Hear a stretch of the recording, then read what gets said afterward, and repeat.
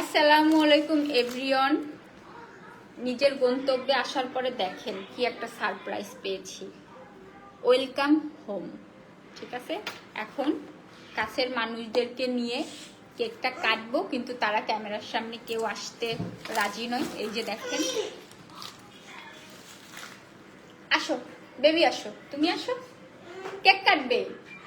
কে আসো, কেক কাটবে না? কাটবে না? আসো আসো, এখানে বসে কাটবে। আসো, কোথায় বসবে? একা একা বসে কাটবে? আচ্ছা ঠিক আছে, আমি তাহলে 5-7 মিনিট লাইভ করে তারপরে তুমি কেক কাটো। এখন ছেলে এভাবে কেক কাটবে না, ওই পাশে কাটবে, পরে আমি ভিডিও আপলোড করব। এখন আপাতত আপনাদের সঙ্গে কথা বলি। দেখেন, না না, পরে ভিডিওতে। এই যে দেখছেন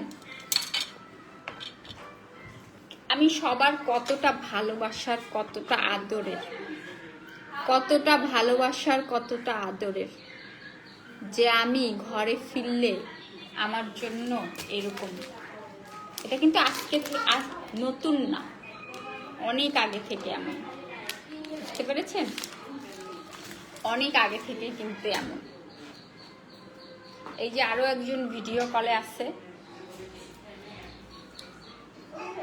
আজকে দেখেন ড্রেসটা পরেছি,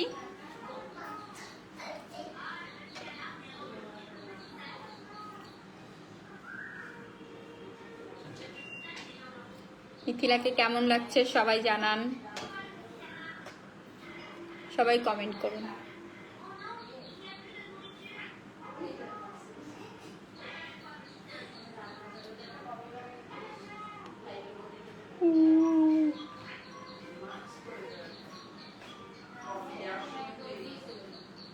জান্নাতুল অমি, হ্যাঁ আলহামদুলিল্লাহ অনেক ভালো আছি, অনেক ভালো আছি।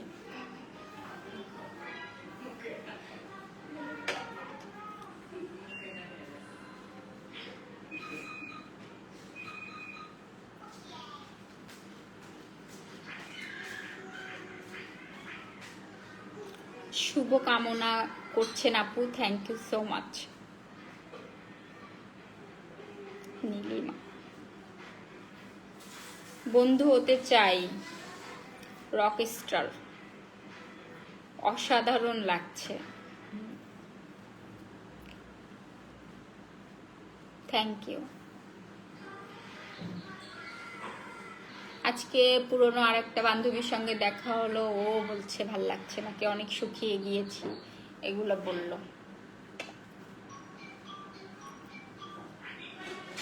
বুঝতে পেরেছেন?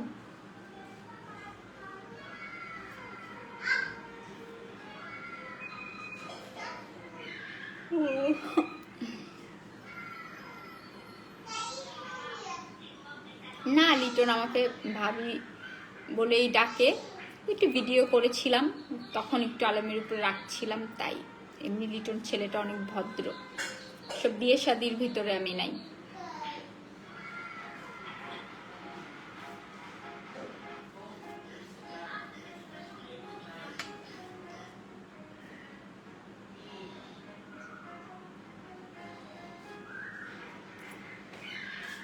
ক্ষুধা পাইছে আমার, কি কি খাবো রাত্রে?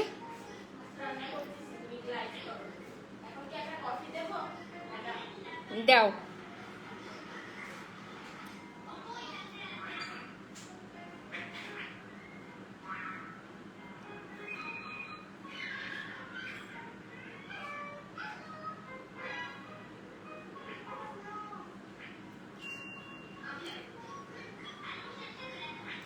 জাহিদ খান, আমার খুব প্রিয় একটা নাম, জাহিদ নামটা আমার খুব পছন্দের। একটু মোটা হলে ভালো হতো। হ্যাঁ, জাহিদ নামটা আমার খুবই পছন্দের একটা নাম, বুঝতে পেরেছেন? খুবই পছন্দের একটা নাম হচ্ছে জাহিদ। জান্নাতুল অমি।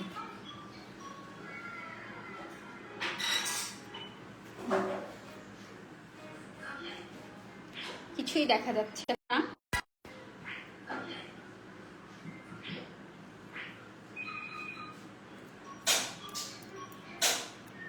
লাইভ জয়েন করেন সবাই, লাইভটা জয়েন করে ফেলুন। কেমন লাগছে কমেন্ট করুন।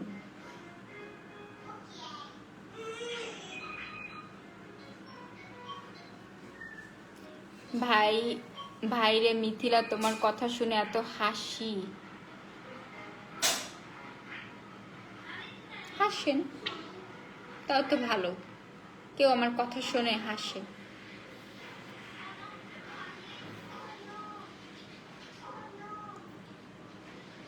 তাও তো ভালো।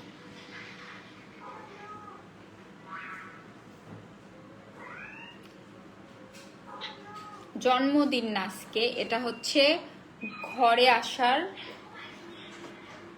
কেক। আমি যে এতদিন পরে আমি যে ঘরে ফিরেছি, তার একটা ওয়েলকাম, একটা সারপ্রাইজ। বুঝতে পেরেছেন?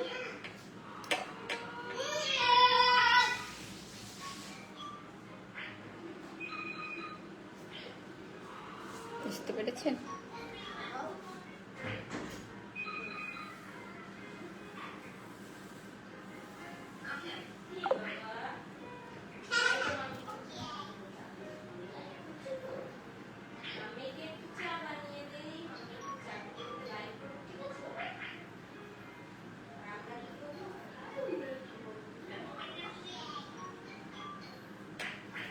কি উল্টাপাল্টা কমেন্ট করলে আমার হাসি পায়।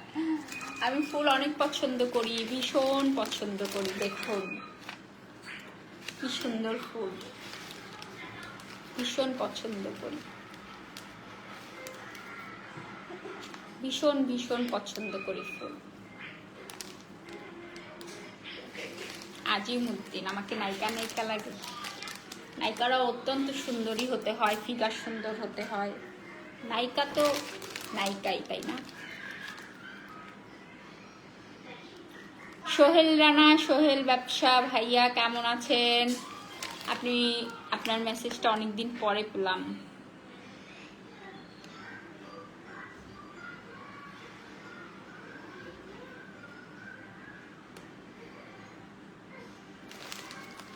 দেখছেন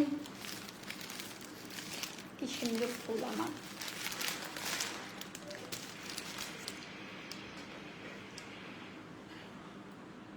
সাইদুল ইসলাম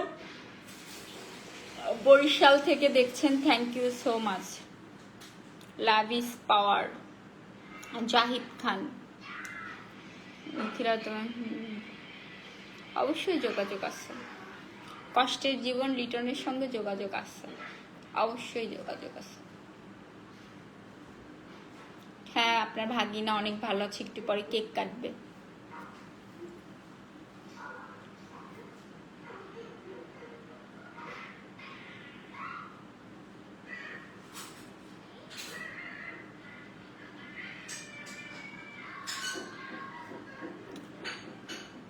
যারা লাইভে আছেন সবাই কেমন আছেন? সাইদুল ইসলাম ভাইয়া বলল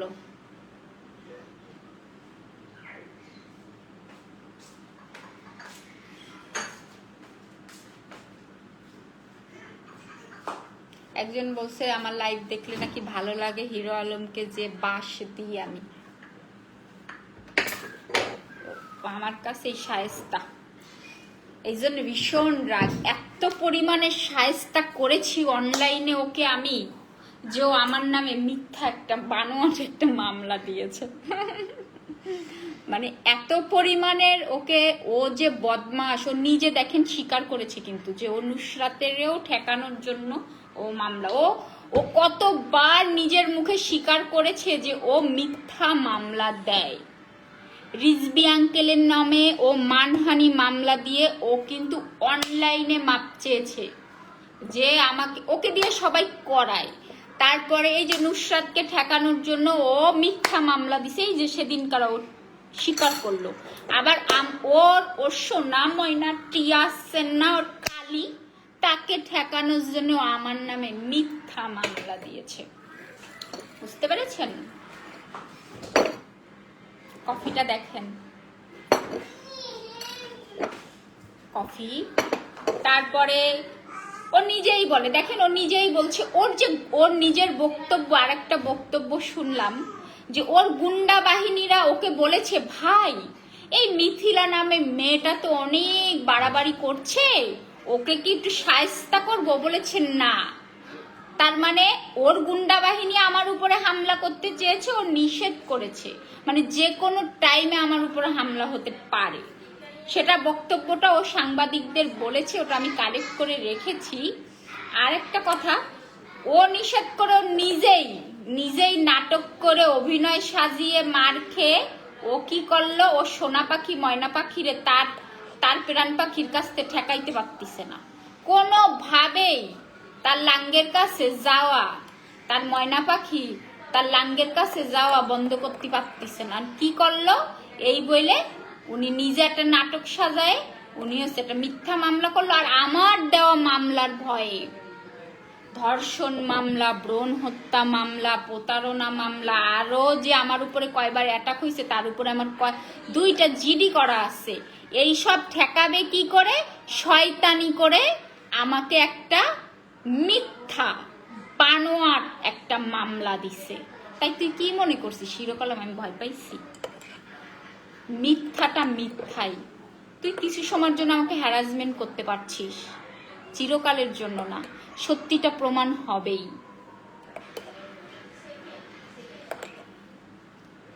বুঝতে পেরেছিস?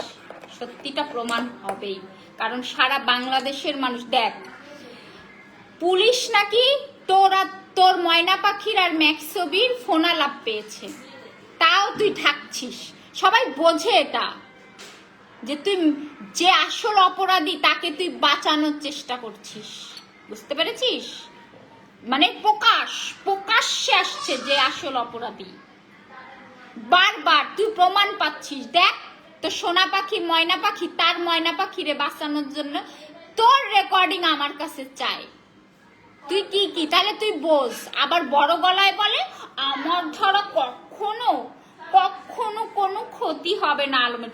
বড় ক্ষতিটা তো তুই করছিস, নটাঙ্কি। তুই তো শ্বশুরের মরার দিনও নাচছিস। আজকে এই সমস্তর পেছনে একজনই দায়ী, ওই কালিদাই দায়ী আজকে সমস্ত কিছুর জন্য। আর তারেই তুই বাঁচানোর চেষ্টা। উপরে আল্লাহ আছে, বিচার হবেই। হিরো আলম, তুই জীবনে বহুত মেয়ের জীবন নষ্ট করেছিস, তোর এই সাময়িক শয়তানি তুই বহুত মেয়ের সাথে পারছিস। আমি মিথিলা ভয় পাই না, যেটা সত্যি সেটা আমি টেনে বের করবই। বুঝতে পেরেছিস?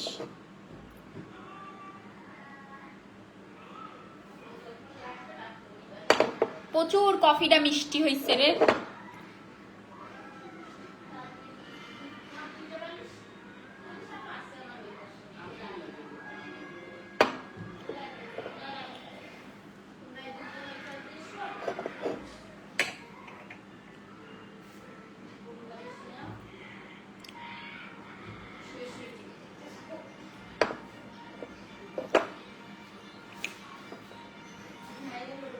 বেবি কেক কাটবা না? মানে কিভাবে আমার নামে যে লোকটাকে আমি পাগলের মতো ভালোবেসেছি, যার পাটা বুকে নিয়ে আমি জড়িয়ে ধরে রেখেছি, সে আমার নামে একটা মিথ্যা মামলা দিছে। ভালোবাসা বলতে কিছুই নাই, ভালোবাসা বলতে কিছুই নাই। যাকে পাগলের মতো ভালোবেসেছি, দুনিয়াটা যাকে মনে করেছি, সে মিথ্যা বানোয়াট একটা মামলা করেছে আমার নামে।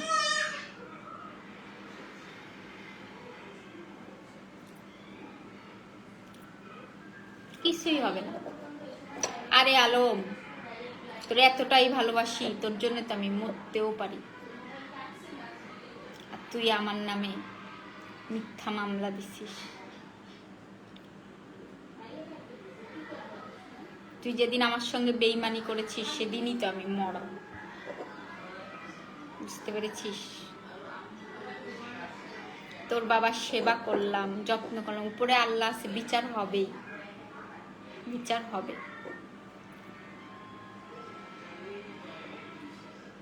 তোরও আল্লাহ মেয়ে দিছে, তোরও 2টা মেয়ে দিছে। যখন হবে তুই বুড়ো হয়ে যাবি, তোর রদ বল থাকবে না, বিচার হবে। সে সময় মনে করবি একটা সময় তোর সেবা করার কেউ থাকবে না তোর পাশে।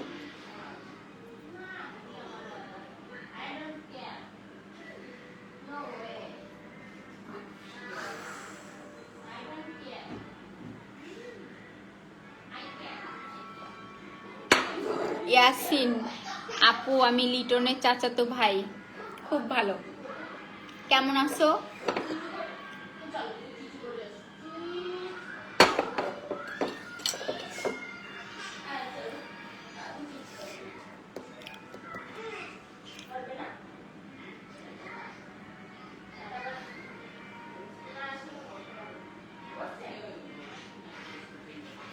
সবাই ভালো থাকবেন। ঘুমোবো, ঘুম আসছে, প্রচুর ঘুম আসছে। কালকে আবার হসপিটালে আবার কাজ আছে, খুবই শরীর খারাপ। সবাই ভালো থাকবেন।